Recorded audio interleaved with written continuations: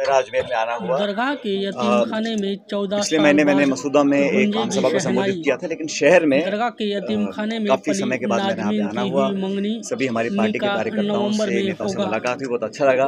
ख्वाजा गरीब नवाज की दरगाह के यतीम खाने में करीब 14 साल बाद मेरा तो विशेष यहाँ के लोगों पर एक मौका होगा अधिकार मैं यहाँ मानता हूँ और परवरिश पाने उस पर जो वाली असीम प्रेम और नाज़मीन स्नेह रहा के है निकाह का उसको मैं कभी भूल नहीं सकता हूँ। उसकी और रविवार आप को सभी जानते हैं कि मंगनी की बहुत जल्द रस्म अदा की गई विधानसभा और के चुनाव भी आने वाले हैं। नवंबर में उस निकाह सिलसिले होगा। में कांग्रेस पार्टी ने लगातार खुशी अपनी की तैयारियां बात जारी यह करी है हुई हैं। कि हमारी नाज़मीन मीटिंग्स हुई हैं, के हाल ही में मंगेतर वेणुगोपाल जी भी जयपुर आए थे। की अलग बहन अलग समितियां की बन गई सास का हैं, इंतकाल चुनाव होने अभियान के अब गति पकड़ रहा है और बावजूद उसने प्रियंका जी रस्म को भी राजस्थान में नहीं चुनाव टाला। का एक तरह से आगाज कर गई हैं।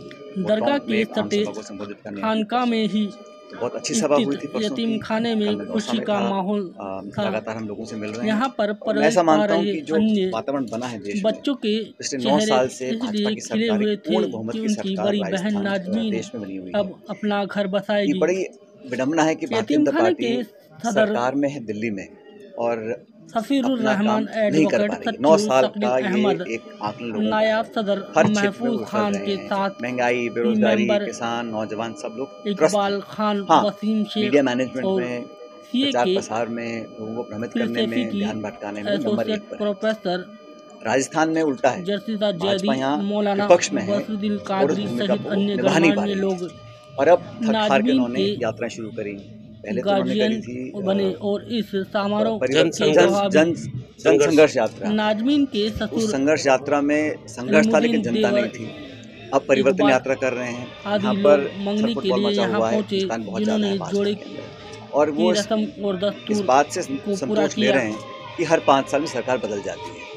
मैं ऐसा मानता हूँ कि इस बार इस परिपाटी को हम लोग प्रबंधक कमेटी के राजस्थान मेंबरों में ने जिस ही प्रकार उठाया से खर्चा। सरकार संगठन सब मिलकर अब काम कर रहे हैं, मुझे लगता है यतीम कि खाने सरकार के दोबारा प्रबंधक कांग्रेस कमेटी पार्टी के की बनेगी। मेंबरों बात ने इसलिए ही कह रहा मेहमानों हूँ को क्योंकि जो फीडबैक हमें मिला है, अक्सर जिलों में दौरे कर रहा हूँ की और और सब खर्चा लोग उठाया। मानते हैं कि सचिव शकील अहमद ने इस बताया बार कि नाज़मीन भाजपा की ने विपक्ष के रूप प्रथम में नाकामी सदन में के अंदर 10वीं सदन पास के की है। बाहर और मंगेतर अब जो अमुद्दीन परिवर्तन यात्राओं में जनता का अभाव है वो इस बात का प्रमाण है का कि बाड़मेर जनता में है। बीजेपी पे विश्वास नहीं कमेटी का करती। एक आप किसान के खिलाफ प्रतिनिधिमंडल 3 कानून बाड़मेर गया बनाओगे, था आप नोटबंदी और करोगे, जीएसटी घर परिवार करोगे, के बारे में महंगाई को जानकारी आसमान लेकर पर आया। छुआ दोगे और नवंबर में लगातार निकाह इस होगा। देश में जो शकील अहमद अब सेना को ने ले लो, बताया कि जो नौजवान उम्मीद मंगेतर करते थे कि सेना में जाके अपने अमुद्दीन गौरव की और अपने बहन देश की का शौर्य सास का बढ़ाएंगे, इंतकाल हो आपने गया अपने था। लिए लगा दिया कि आप 4 साल नौकरी करो फिर मंगनी आपकी करने छुट्टी। तो हर क्षेत्र में उन्होंने निकले लोगों लोगों को को ठगा ये है। सूचना इसलिए मैं मानता हूँ जोधपुर कि पहुंचने कांग्रेस पर का जो मिली, नेतृत्व है, लेकिन राहुल जी ने जो यात्राएं सबने करी हैं, यही खासकर कहा जो कि अजमेर जो यात्रा पहुंचकर थी रस्म अदा करे, कर्नाटक में हम लोगों ने मैयत का प्रचार काम किया, घर वहाँ वाले पे डबल संभाल इंजन ट्रेन लेंगे। हुआ।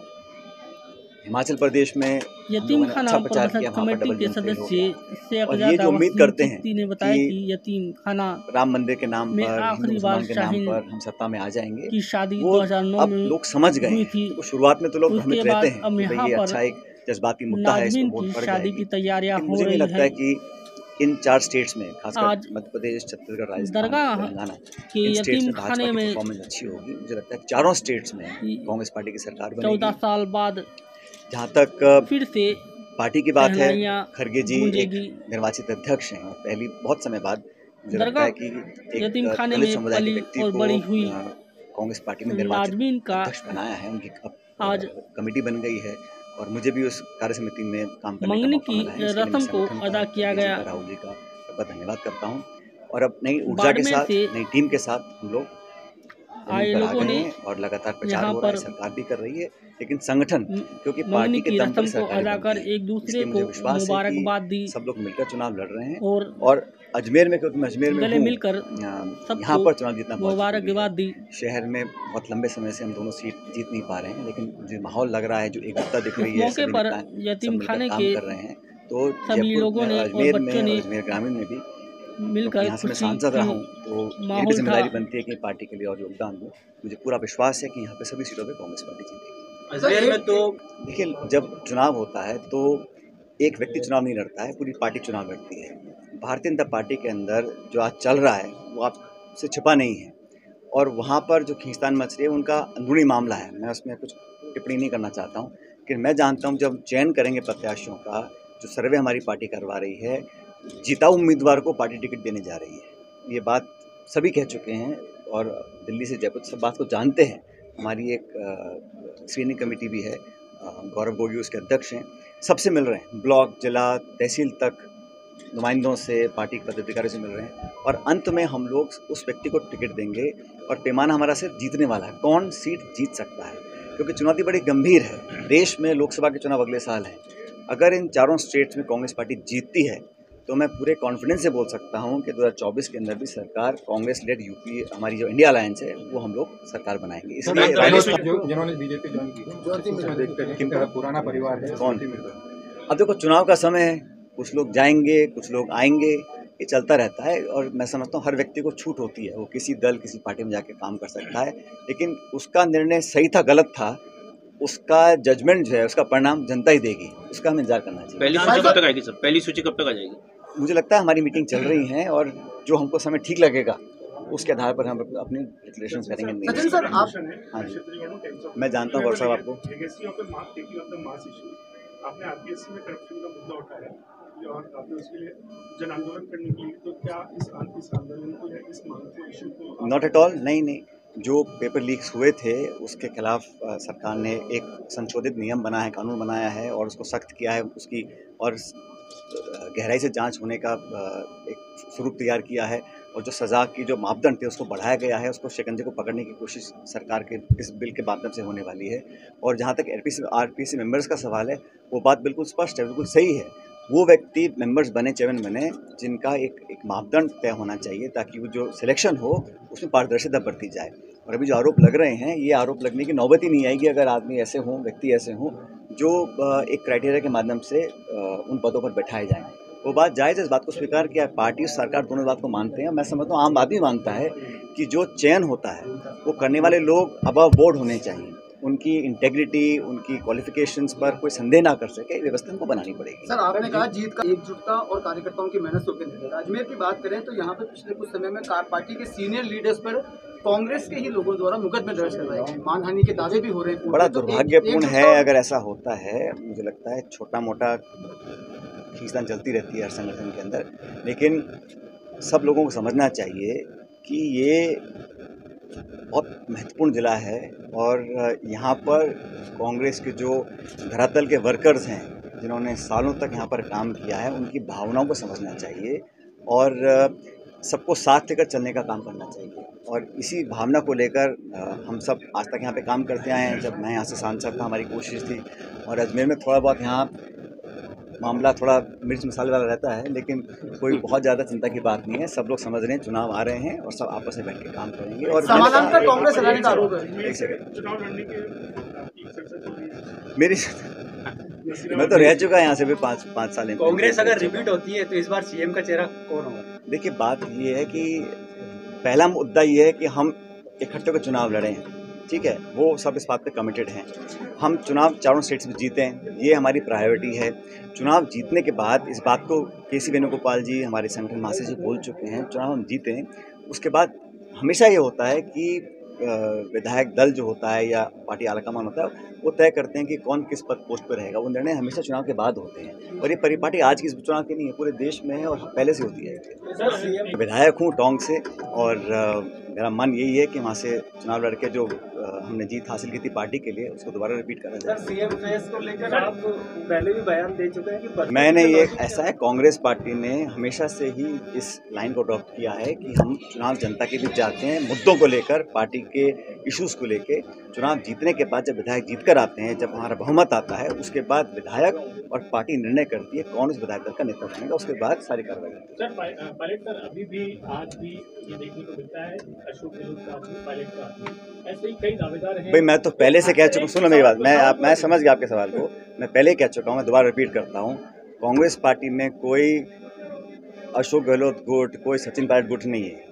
ये सब खरगे गुट, राहुल गुट, सोनिया गांधी गुट है, हम सब लोग। अभी जब दावेदारों की जब सूची तय होगी सर, इसमें कई प्रत्याशी ऐसे होंगे जो आपके भी खास होंगे और कई प्रत्याशी ऐसे होंगे मुख्यमंत्री या कांग्रेस के आलाकमान के खास होंगे। ऐसे में असमंजस की स्थिति होगी दोनों ही जगह पर। अच्छा, मैं स्पष्ट कर देता हूँ कि जो भी उम्मीदवार हैं, जो भी कहीं के भी हैं, वो सब मेरे ही गुट के हैं, मैं मानता हूँ। इसमें कोई किसी का अलग गुट किसी का नहीं है, सब कांग्रेस पार्टी के हाथ के निशान के साथ हैं।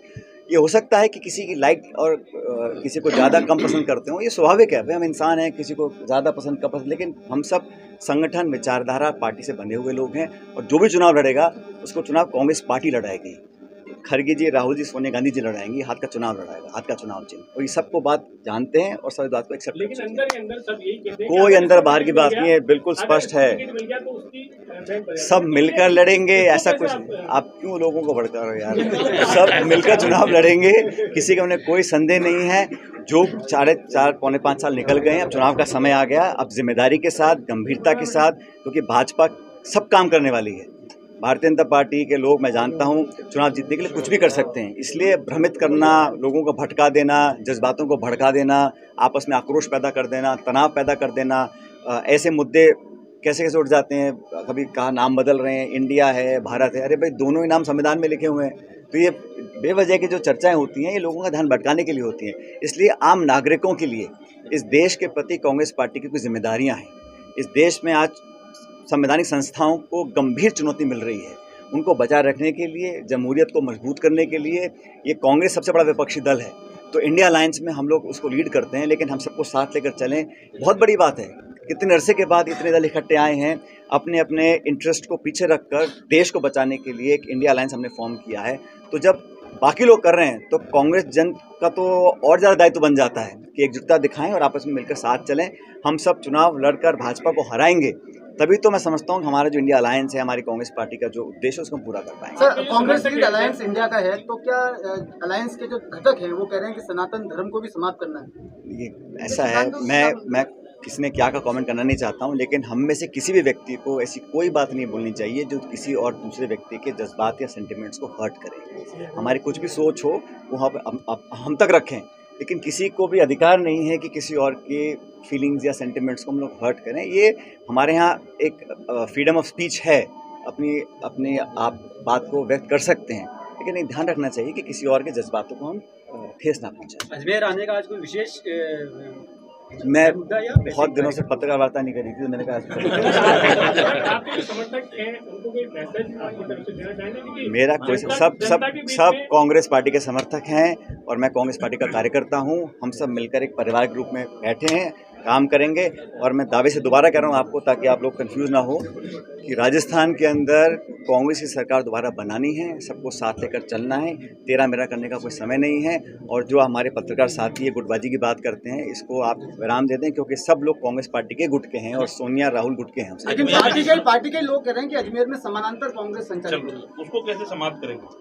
कांग्रेस एक है, चुनाव चिन्ह एक है, ये तो बहुत बड़ा दरिया है, इसमें सब लोग शामिल होंगे। तो संगठन की बैठक शहर अध्यक्ष नहीं बुलाते हैं, कहीं और से उसका कॉल। धर्मेंद्र राठौड़ उसको साफ से पूछा धर्मेंद्र राठौड़ बुलाते हैं बकायदा आरटीडीसी के अंदर। कौन बुलाते हैं? धर्मेंद्र राठौड़ चेयरमैन जो है वो संगठन की बैठक कॉल करते हैं। धर्मेंद्र राठौड़ आरटीडीसी चेयरमैन, हाँ है, जिन्होंने आपके लिए भी स्टेटमेंट दिए थे पहले। मैं देखा नहीं कैसे वो बकायदा आरोप है कि वो समानांतर कांग्रेस चला रहे हैं। और नहीं, मुझे लगता है ऐसे कोई कर रहा होगा। अगर कोई कर रहा है तो आपके सुन लो ना, मुझे लगता है ऐसे कोई कर रहा होगा। अगर कोई कर रहा है तो ठीक नहीं कर रहे हैं, हम सबको साथ में आखिरी हालांकि मुझे लगता है ऐसे कोई कर रहा होगा।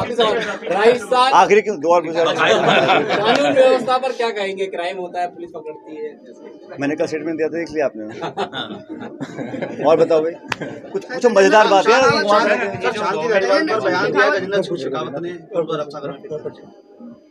अब ये चुनाव आ रहे हैं, लोग बयान देते हैं, लेकिन मुद्दों की बात कोई नहीं कर रहा है। मुद्दा ये है कि 25 सांसद जीत के गए राजस्थान से। आपने राजस्थान को क्या दिया? ARCP के प्रोजेक्ट को आपने मान्यता दी। मोदी जी खुद कह गए थे कि इसको हम बनाएंगे नेशनल प्रोजेक्ट, अजमेर में बोल के गए थे। क्या रहा? DPR बन गई, हम लोगों ने पैसा सैंक्शन कर दिया, आप करना नहीं चाह रहे हैं। और एक मंत्री ने तो बोला कि जब सरकार बनेगी तभी करेंगे। मतलब ये जो तरीका है ना काम करने का, ये मनमोहन सिंह प्रधानमंत्री थे, उन्होंने कभी पक्षपात नहीं किया। सरकार किसी पार्टी की स्टेट में हो, लेकिन फेडरल स्ट्रक्चर में इलेक्टेड गवर्नमेंट है, उसको आपको उसका जो शेयर है, रेवेन्यू शेयर, वो देना पड़ेगा। उसका जो डिमांड्स है देनी पड़ेंगी, उसको सहयोग करना पड़ेगा। पहले शेयर 90-10 का होता था, सेंट्रल स्पॉन्सर स्कीम का, स्टेट स्पॉन्सर स्कीम का, उसको हाफ कर दिया। हज़ारों करोड़ राजस्थान सरकार का जो है बकाया, वो दिल्ली दे नहीं रही। हमारे सभी सांसद बच्चे जीत के गए लोकसभा के, उन्होंने क्या योगदान दिया है बताइए? कोई नई पॉलिसी बनाई हो, कोई राजस्थान को विशेष दर्जा प्राप्त हुआ हो, कहीं रेलवे लाइन सैंक्शन की हो, ARCP को सैंक्शन किया हो। और ARCP को लेकर मुझे लगता है भारतीय जनता पार्टी को अपना रुख स्पष्ट करना चाहिए। अब ये बहानेबाजी का समय नहीं है। आप अगर करना चाहते हो तो आप करिए। और हमने तो कहा कि हम जितना मांगे उससे ज़्यादा सहयोग करने को तैयार हैं, लेकिन उनकी नीयत में लगता है ये है कि बस चुनाव निकल जाएं, उसके बाद हम निर्णय करें हाँ या ना का।